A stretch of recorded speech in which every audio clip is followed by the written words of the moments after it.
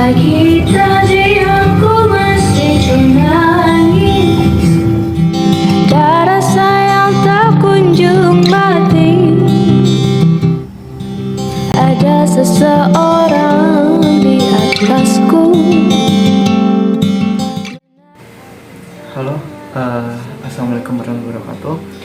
Selamat pagi, siang, sore, atau malam, entahlah kapanpun kalian nonton video ini.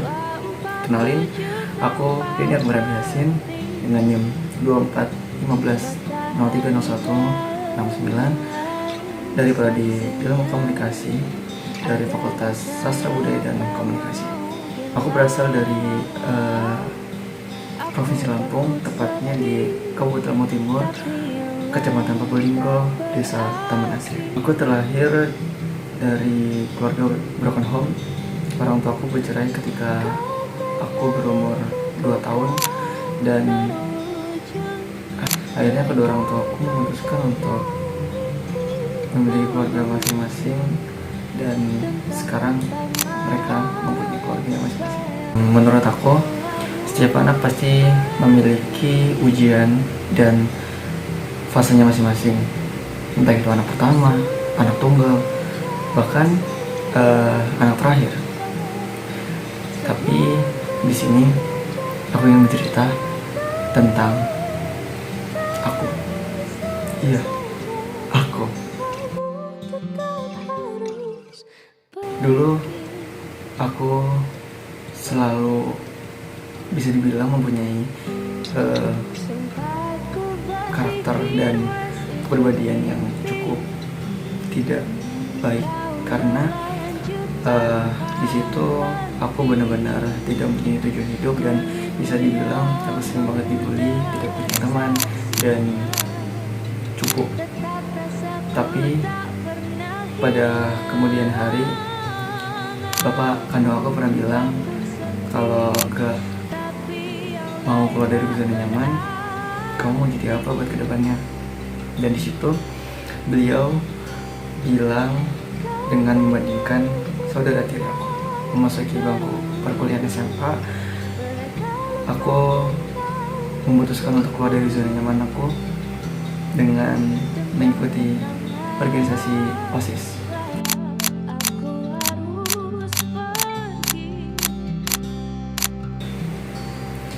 Awalnya OSIS bukanlah suatu hal yang baik atau menyenangkan, atau juga bukan suatu hal yang membuat aku lebih baik.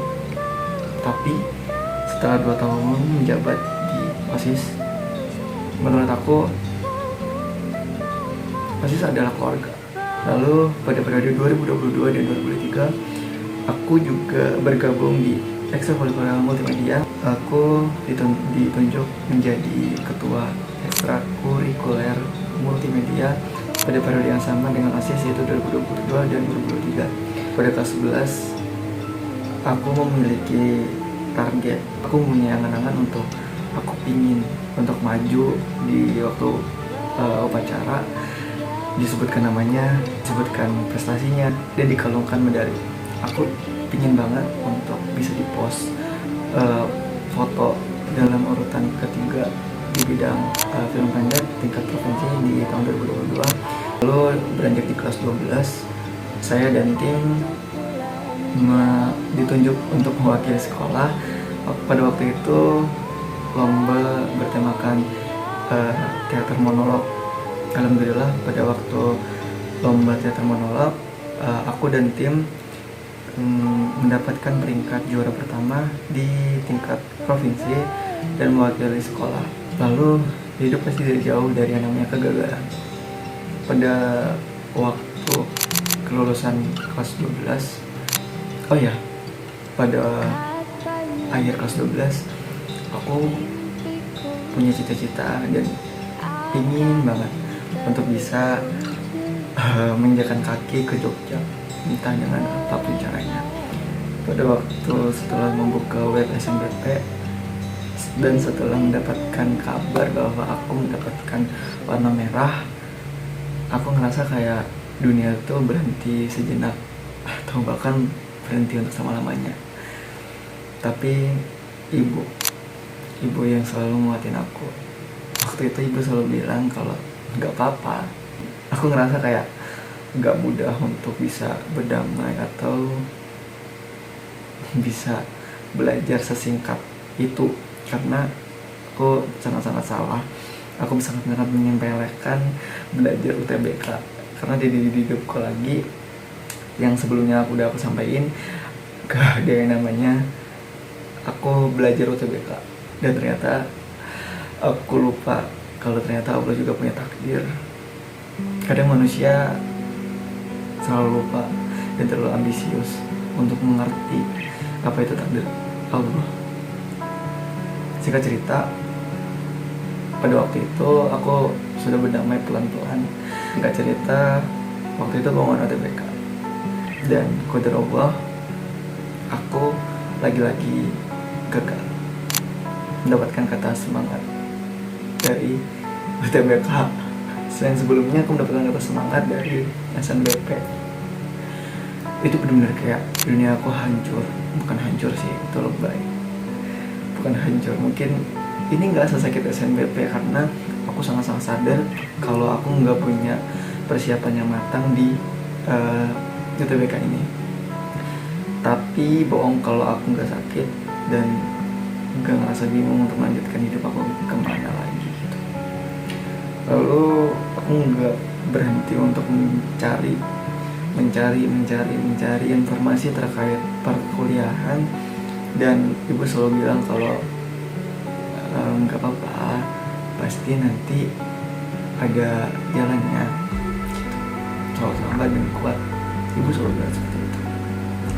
Lalu singkat cerita, aku banyak sekali mendaftarkan ke berbagai beasiswa di kampus-kampus manapun itu, entah itu swasta, entah itu negeri, entah itu top, entah itu yang abal-abal atau lokalan gitu. Lalu singkat cerita, belum ada yang tertampung dan mendapatkan kata selamat kalau aku diterima di beasiswa tersebut. Pada akhirnya aku menemukan beasiswa KIP kuliah UAD. Di situ aku sangat-sangat fokus karena itu udah kayak akhir tahun dari 2024. Kalau nggak salah itu bulan Agustus aku mulai mendaftarkan beasiswa di UAD dengan sangat-sangat hopeless dan penuh kepasrahan karena aku udah nggak tahu lagi mau kemana, dan aku udah mulai pasrah untuk oke, ternyata gap year tuh nggak seburuk itu. Waktu itu kenapa aku bisa bilang kalau gap year itu nggak seburuk itu, karena aku ngelihat Maudia Yunda, seorang perempuan hebat, memiliki otak yang cerdas. Ternyata beliau memiliki background yang sebagai gap year. Maka dari itu aku mensugesti diri aku untuk berkata gak apa-apa untuk gap year, gak apa-apa untuk ketinggalan sedikit dari teman-teman kamu, dan gak apa-apa untuk istirahat sejenak. Kalau hidup kamu itu, kalau badan kamu itu ternyata butuh istirahat, dan mungkin ini cara Allah untuk menegur kamu kalau aku kurang maksimal dalam segala hal. Itu sedikit cerita dari aku. Mungkin aku akan menceritakan kedepannya aku ingin menjadi apa. Sebenarnya aku punya banyak sekali angan-angan. Mungkin kalau ceritakan 5 menit atau 10 menit gak cukup. Aku pingin banget untuk bisa jadi content creator. Kenapa? Karena pada waktu aku bukan gap year, karena pada waktu aku udah hopeless dan putus asa dengan kesempatan untuk bisa masuk ke perkuliahan, aku ngeliat suatu channel YouTube dengan nama channelnya itu An ini seorang mahasiswa asal ITB yang memiliki konten-konten YouTube berupa storytelling. Dan di sini aku menemukan satu konten YouTube dari seorang mahasiswa ini bernama An, yang katanya gak apa-apa kok kalau kita nggak jadi apa-apa. Dan sebenarnya kita tuh udah jadi apa-apa, tapi kitanya aja yang kadang kurang sadar untuk melihat bahwa kita sebenarnya udah jadi apa-apa. Aku pengen jadi storytelling, aku pengen jadi content creator, aku pengen punya Instagram yang estetik, aku juga pengen punya LinkedIn yang baik yang bisa aku jual ke HRD, dan aku juga pengen jadi influencer, jadi bekerja di dalam rumah atau zaman sekarang nyebutnya work from home, WFH.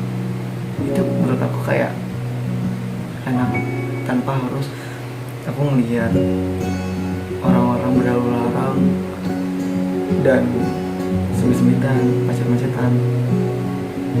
Aku lebih suka untuk bekerja melalui dalam rumah. Tapi ini merupakan cakupan yang sangat luas, sehingga aku nyimpulkan kalau aku ingin jadi dosen.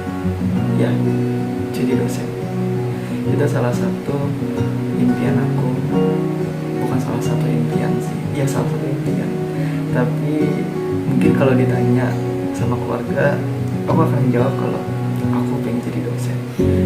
Karena jujur, orang tua aku sendiri agak awam untuk mengenal apa itu content creator, apa itu influencer, atau apa itu bekerja melalui gawai di rumah. Jadi aku memilih untuk menjawab aku pengen jadi dosen. Dan ya, sebenarnya aku pengen jadi dosen, tapi aku juga pengen untuk bisa bekerja di sosial media. Entah itu kedepannya menjadi apa, tapi aku pengen punya social branding, personal branding, atau entahlah. Terima kasih, itu aja yang bisa aku sampaikan. Semoga ketika suatu saat nanti aku lihat video ini, aku bisa, dan aku masih jadi diri aku, dan aku jadi diri aku yang lebih baik lagi. Sampai jumpa, selamat berkenan, dan selamat mengudara. Terima kasih. Wassalamualaikum warahmatullahi wabarakatuh.